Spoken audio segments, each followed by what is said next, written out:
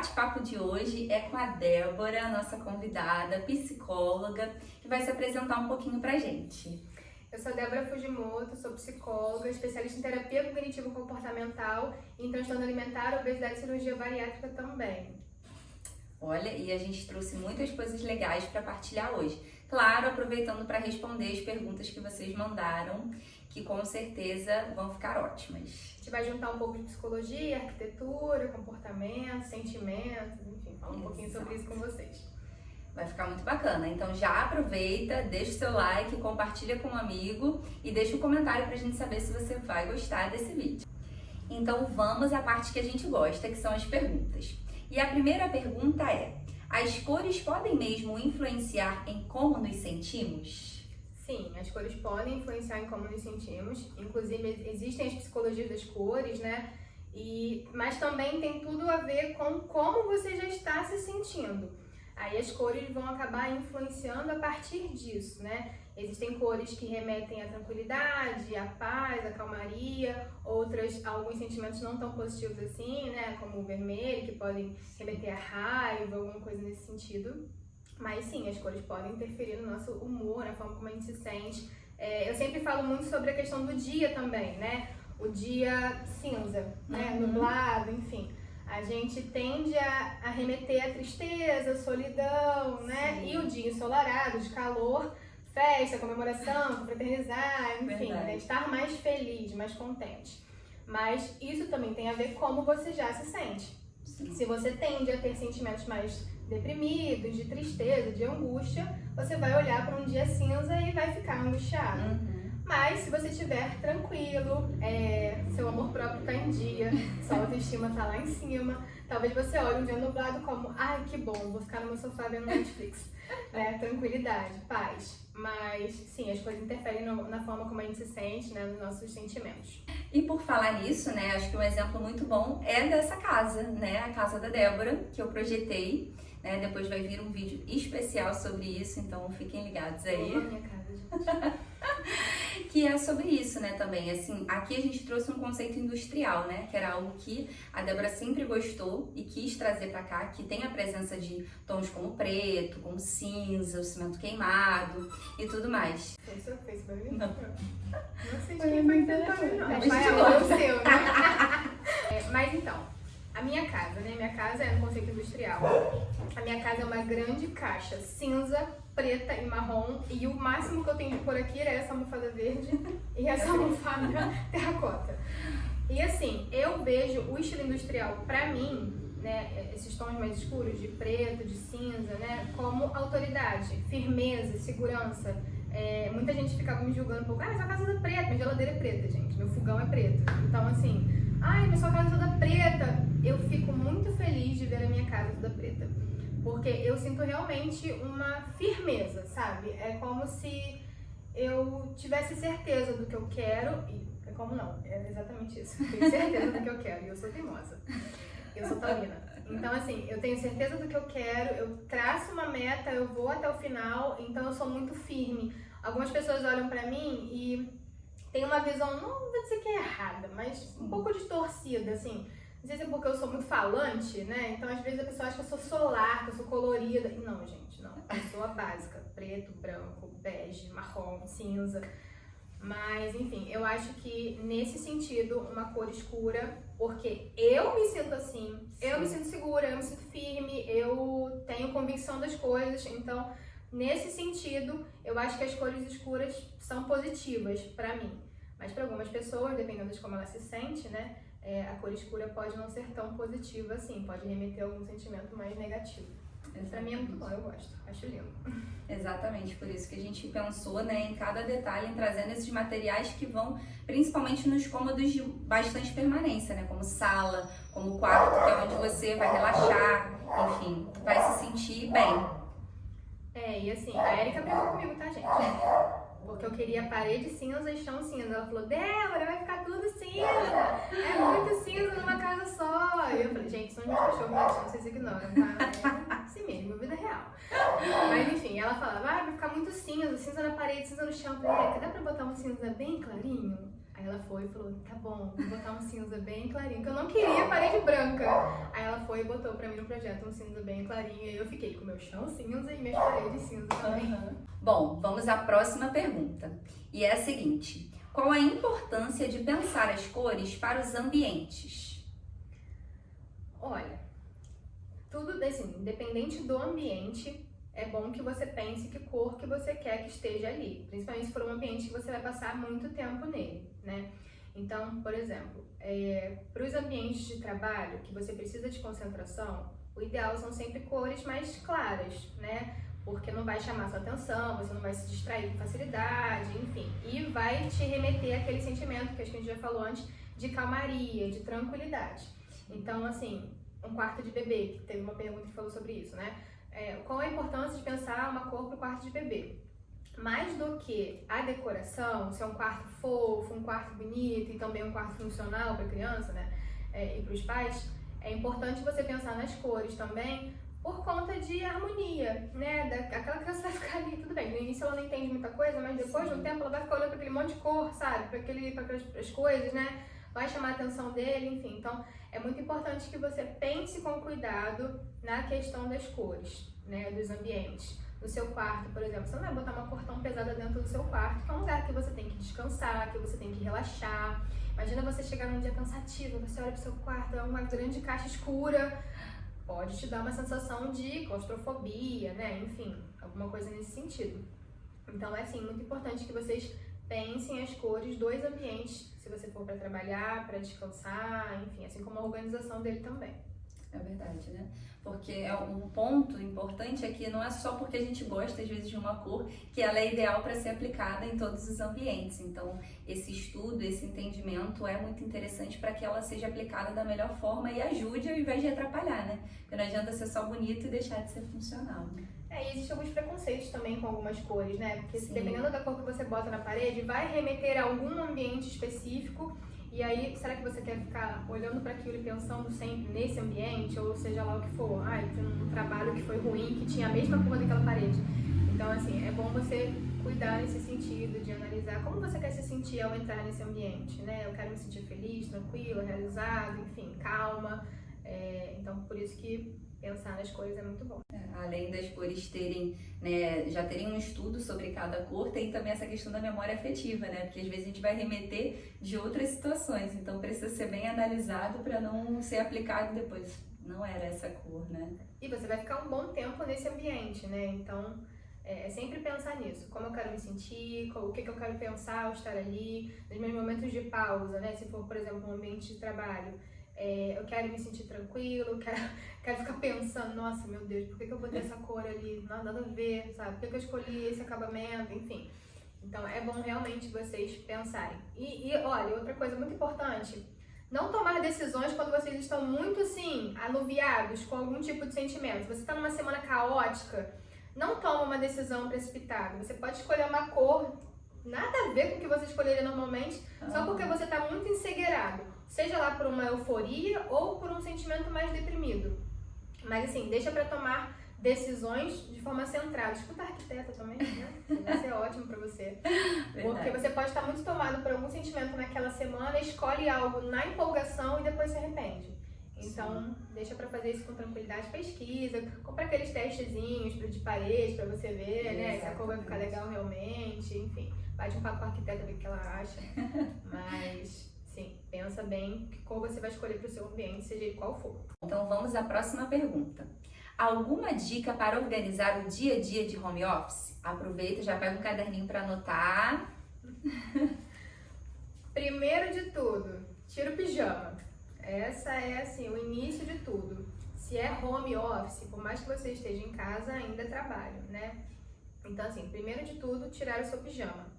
Segundo, ter um espaço específico e organizado para trabalhar. Assim como você sai de casa para trabalhar, você precisa ter esse ambiente também dentro da sua casa. Então você vai trocar a sua roupa, porque se você vai trabalhar fora de casa, você se arruma para isso. Se você não quiser colocar um sapato, não tem problema, né? Se você tiver uma pantufa, enfim, um chinelo, alguma coisa que seja confortável, mas que calce os seus pés, tá tudo bem. Mas é muito importante que você pense na roupa. Mas eu trabalho de social, preciso trabalhar de social? Não. Não precisa, a menos que a sua profissão exija, sei lá, um advogado numa audiência, vai ter que trabalhar de terno, né? Mas se não, ele não tem esse tipo de exigência dentro da sua casa, não precisa trabalhar de social. Mas trabalhe minimamente arrumado, né? Tipo, se você precisar sair na rua correndo, você vai estar apresentável. Mesma coisa em relação ao home office. Então pensa isso. Se eu saio da minha casa para trabalhar arrumado, vou me arrumar para trabalhar em casa também. Se eu tenho um espaço físico, um ambiente para trabalhar, eu também preciso ter esse espaço físico, um ambiente para trabalhar dentro da minha casa. Seja uma mesa num canto, mas você vai ter que ter um ambiente específico para o seu trabalho. É ali que você vai trabalhar.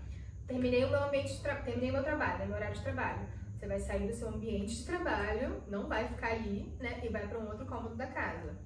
E aí entra a questão de não tenha o seu ambiente de trabalho dentro do quarto, porque você vai ficar com preguiça.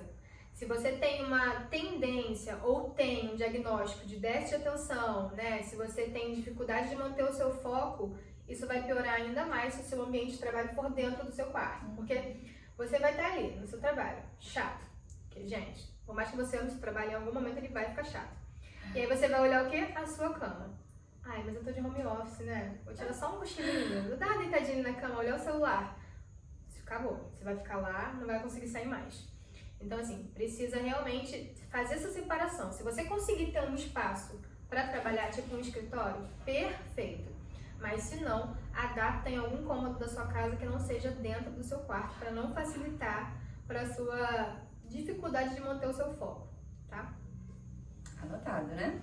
Bom, um exemplo que eu gosto muito de falar, porque nem todo mundo consegue, né? Às vezes mora num lugar muito pequeno e não consegue essa adaptação de trabalhar em um outro lugar. É uma coisa até que eu mesmo utilizei dentro do meu próprio quarto, né? Que foi setorizar os móveis de uma forma que, por exemplo, eu fique de costas para a cama, como a Débora bem utilizou, né? Essa questão de você não ficar olhando ali, então eu fico de costas para a cama e criei 2 ambientes dentro de um único cômodo, né? E brinquei com a iluminação. Porque durante o dia, durante a época de trabalho, ali, o período que eu estou trabalhando, eu utilizo essa luz mais clara, luz neutra, no máximo, num canto do cômodo. E na parte da cama, para a noite, eu coloquei uma luminária como essa daqui, né? Assim, ou algo parecido com essa luz mais morna, que nos dá essa sensação de calmaria, de leveza, de já ir diminuindo o ritmo para conseguir descansar. Então, às vezes, isso também pode ser um ponto positivo para a gente conseguir ter essa diferença de trabalho e descanso se você está no mesmo cômodo e não tem a possibilidade de explorar outros, né? O importante é você delimitar realmente o seu ambiente de trabalho. Se qualquer pessoa chegar dentro do seu quarto, por exemplo, se você não tem como ir para outro cômodo da casa, precisa ficar dentro do seu quarto, qualquer pessoa que chegar na sua casa vai entender que esse é o espaço de trabalho, esse é o espaço de descanso. É muito importante delimitar nesse sentido. E a Erika falou sobre a questão da luminária, né? Dessa luz mais quente, né? Mais amarela, enfim. Para você ter uma noite de sono tranquila, é muito importante que você tenha uma rotina de sono, né? Que você comece um ritual ali para você ter uma noite de sono bem tranquila e conseguir descansar. Algumas pessoas não têm esse problema, né? Dormem sem problema nenhum. Mas eu acho que não é a realidade da maioria, principalmente falando, né, de ansiedade que a gente tem aí, ansiedade e depressão, que tem muito problema de insônia. É muito importante que você faça um ritual do sono. Então, terminou o seu trabalho? Diminui as luzes, diminui as telas, né? Uma luz mais quente para trazer essa sensação de quentinho, de carinho, de abraço. Uma vela, né? Alguma coisa para perfumar o ambiente. E aí pode ser um aroma que seja mais calmante, né? Algo que faça mesmo esse abraço quentinho que a gente busca na hora de dormir. Ler um livro. Mas essa questão da luminária é realmente muito importante para ajudar a você ficar mais tranquilo. Perfeito. Já anotaram todas essas dicas? E não esquece que se utilizar alguma, manda uma fotinho pra gente que a gente vai gostar de ver. Então vamos à próxima pergunta e já é a última, infelizmente. Poxa. Mas vocês já sabem como é que é, né? Se quiserem o parte 2, enche de comentários aí que a gente volta com mais conteúdos legais. Outros temas, se quiserem falar sobre emagrecimento também, estamos aí, porque a casa também influencia no seu emagrecimento, né? Esses problemas de obesidade, enfim, desorganização. Para quem quer mudar de estilo de vida, precisa de organização e a casa conta muito. Eu até falo que não tem como cobrar nada de um paciente vai pra academia, faz dieta, não sei o que, se a vida inteira dele tá bagunçada. Então, vamos começar organizando a casa, tanto interna, né, de sentimentos e pensamentos, quanto a casa mesmo, às vezes, né, o ambiente, né, que a pessoa mora, para depois a gente começar a ir pros ambientes externos. É verdade. Então, comentem aí que a gente volta. Vamos à pergunta. Como diminuir a ansiedade em tempos de tanto imediatismo? Vamos do básico, porque assim, gente, primeiro de tudo, fazer terapia, né? A gente gosta, é bom, é importante, vai te ajudar muito, né? Fazer terapia, em alguns casos, é necessário a participação do psiquiatra, então precisa de uma intervenção mais multidisciplinar, né? Então a gente precisa da ajuda do medicamento e só um psiquiatra pode fazer isso por você. Mas existem outras coisas também que a gente pode fazer para amenizar as questões, né, os problemas de ansiedade. Por exemplo, assim como foi na pergunta, né, em tempos de imediatismo, qual é o maior problema do ansioso, né, da pessoa que tem ansiedade, né, com transtorno de ansiedade? Querer fazer muitas coisas, não dar conta, se cobrar por isso, se enterrar por conta disso. Então, assim, primeiro de tudo, trabalhar com a sua realidade, né? Se você tem 10 horas funcionais no seu dia, você precisa trabalhar com as suas metas, com os seus objetivos, com as suas obrigações dentro da sua realidade. Não adianta você querer entupir o seu dia de atividades, de obrigações, que você não vai conseguir dar conta e aí no final do dia você se martiriza, né? E aí tem as crenças centrais que a gente vai já construindo ao longo da vida e a gente vai lá e reforça essa crença porque eu não consigo fazer nada direito e aí eu coloco 1 bilhão de atividades no meu dia, é óbvio que eu não vou conseguir fazer nada direito, né? Se eu conseguir fazer uma coisa bem feita, eu tô no lucro. Então, assim, é muito importante a gente trabalhar com a nossa realidade. O que eu dou conta de fazer? O que eu posso deixar para amanhã, sabe? O que eu consigo dedicar um tempo maior para fazer isso num outro momento? Eu preciso realmente fazer isso hoje? E aí, eu gosto muito de falar para os meus pacientes, tirem da cabeça, passem para um papel. Eu acho que tudo que é mais visual fica mais fácil de você lidar. Então, assim, você tira da sua mente tudo que você tem que fazer, você vai trabalhar com prioridades, o que é realmente muito importante, você não tem como deixar para depois, e aí você vai listar essas prioridades, você vai enxugar o máximo que você puder disso, e entendendo que se não for possível concluir naquele dia, você vai concluir no dia seguinte, né? E a questão do papel também eu gosto, porque o prazer de você ir lá e dar um check. Fiz, cumpri, Adoro. Eliminei essa tarefa do meu dia, essa obrigação. Então é muito importante o papel. Eu acho que facilita muito na visualização para você se organizar mesmo e não se cobrar tanto. Eu acho que sim, são os pontos principais. Terapia, em alguns casos, medicamento, né, ajuda do psiquiatra e trabalhar com a sua realidade para minimizar. Eu nunca mais vou ter ansiedade então? Claro que não, né? Uma vez ansioso, sempre ansioso. Mas o objetivo é sempre você diminuir a frequência desses episódios de crise de ansiedade e quando você tiver uma crise de ansiedade, você conseguir sair dela de uma maneira mais fácil, né? Não ficar por tanto tempo ali naquela bolha, naquele furacão e conseguir racionalizar e falar assim, não, beleza, eu sei o que eu tenho que fazer agora.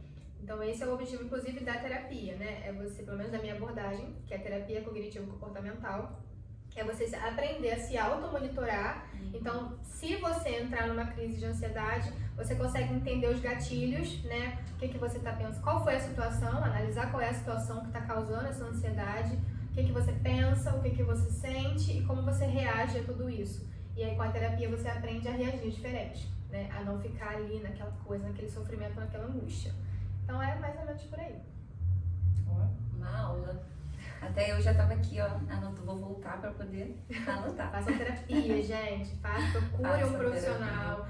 Porque assim, não sei se todo mundo sabe, mas existem profissionais pagos, existem profissionais pelo plano de saúde, existem universidades que oferecem, né, o serviço de psicologia aplicada, que é o SPA, que é um atendimento geralmente gratuito ou com valor social para manter o ambiente, enfim, que são os estagiários das faculdades. Então assim, todo mundo pode fazer terapia se quiser. Dá trabalho, demanda muita coragem. Isso é uma coisa que eu falo sempre para meus pacientes, assim, quando eles me procuram, eu falo, olha, quero te parabenizar, porque você é muito corajoso, muito corajosa de estar aqui enfrentando os seus demônios internos, né?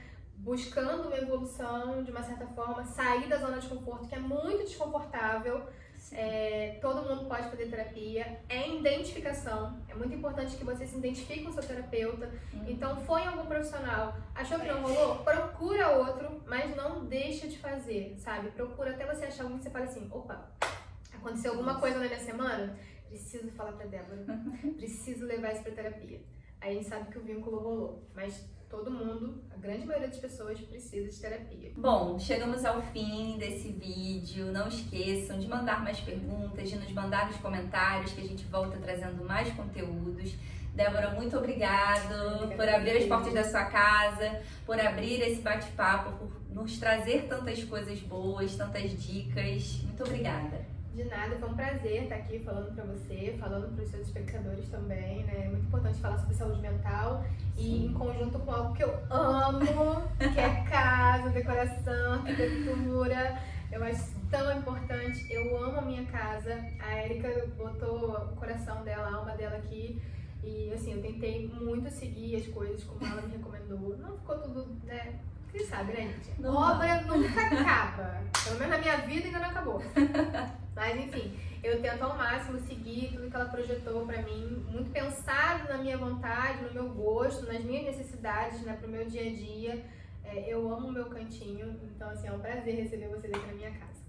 Muito obrigada pela confiança mais uma vez, né? Foi um grande prazer também cuidar de todas as partes dessa casa, então também eu falo que é um pouco do sonho do cliente, mas se transforma em meu, né? Então ver as coisas acontecendo, tudo saindo do papel também é muito importante pra mim, então muito obrigada. E é isso, gente, até a próxima!